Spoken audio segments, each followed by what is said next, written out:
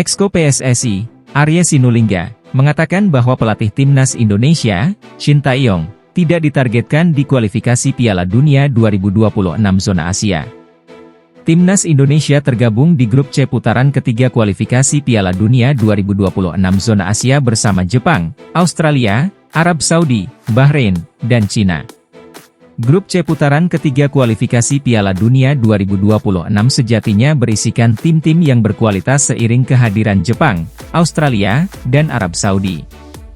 Jepang, Australia, dan Arab Saudi merupakan tim-tim yang langganan menembus Piala Dunia melalui jalur kualifikasi.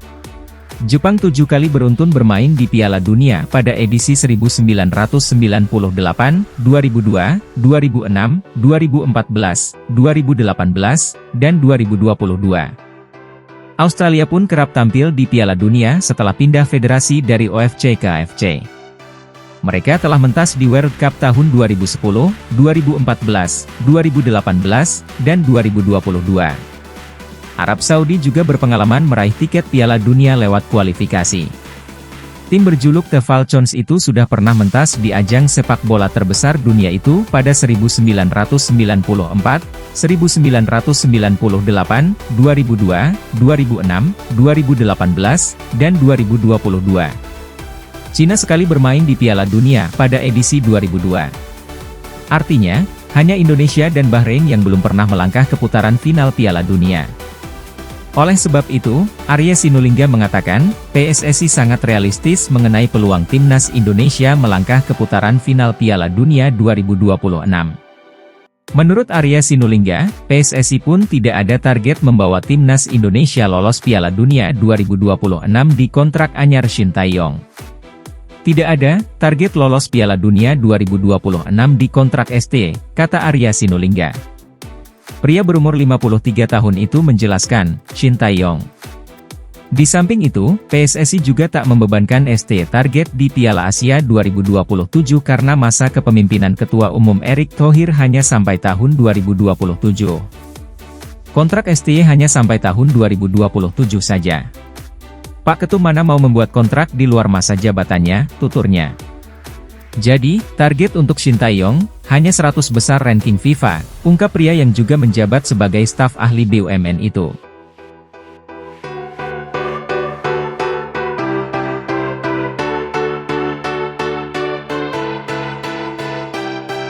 Anggota Komite Eksekutif, Exco, PSSI, Arya Sinulinga memberikan kabar terbaru terkait pelatih timnas Indonesia, Shin Tae-yong. Juru taktik asal Korea Selatan itu sempat sakit pada beberapa waktu lalu. Shin Tae-yong mengalami sakit radang selaput dada, atau yang lebih dikenal sebagai pleuritis. Ia sampai harus menjalani operasi, dan berat badannya turun drastis. Shin Tae-yong tengah berada di Korea Selatan.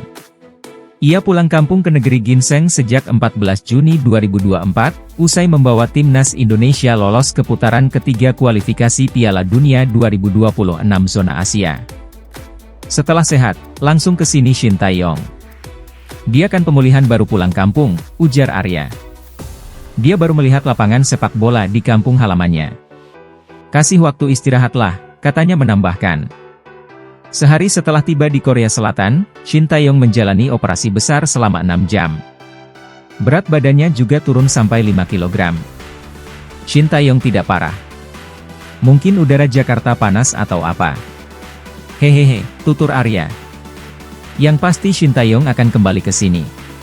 Pasti Shin kangen sama Indonesia, imbuhnya.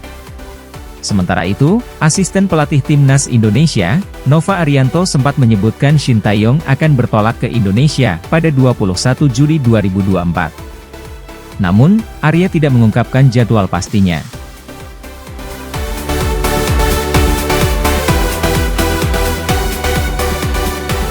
PSSI telah mengkonfirmasi akan kedatangan pemain naturalisasi keturunan Indonesia baru yang akan membela skuad Garuda di putaran ketiga kualifikasi Piala Dunia 2026 zona Asia. Meski demikian, PSSI menutup rapat sosok pemain yang akan menjalani naturalisasi demi membela timnas Indonesia tersebut. Pengamat sepak bola nasional, Roni Pangemanan alias Bung Ropan mengungkapkan bahwa PSSI tengah melakukan silent operation alias diam-diam melakukan pekerjaan mereka dalam menaturalisasi pemain.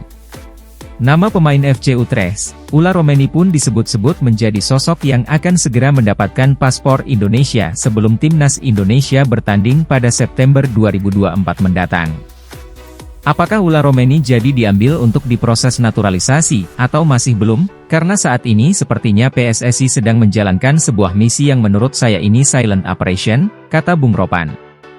Menurut Bung Ropan, PSSI sengaja tidak memperlihatkan cara mereka bekerja dalam mendatangkan sosok anyar untuk skuad asuhan Shin Tae-yong ini.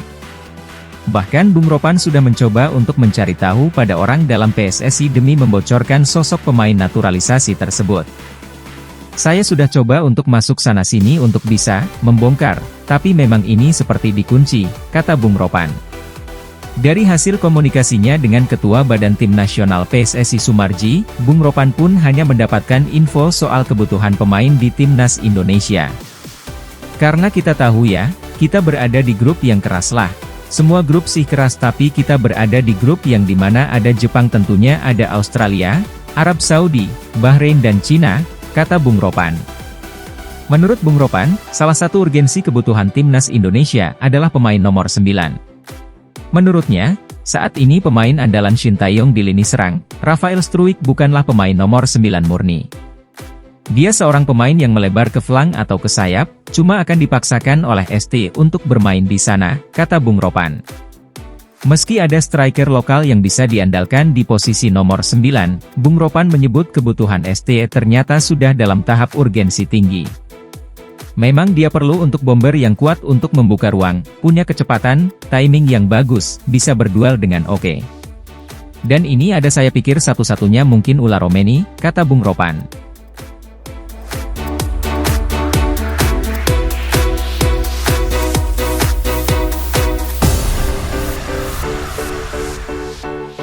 Setelah resmi memperpanjang kontraknya bersama Timnas Indonesia, Shin Tae-yong ternyata masih berada di kampung halamannya di Korea Selatan. PSSI pun meminta agar pelatih berusia 53 tahun tersebut segera kembali ke tanah air secepatnya guna memaksimalkan persiapan skuad Garuda. Seperti diketahui, Shin Tae-yong pulang ke Korea Selatan untuk beristirahat ketika agenda Timnas Indonesia tengah libur. Meski demikian, PSSI berharap sang pelatih segera kembali mengingat waktu persiapan yang semakin singkat.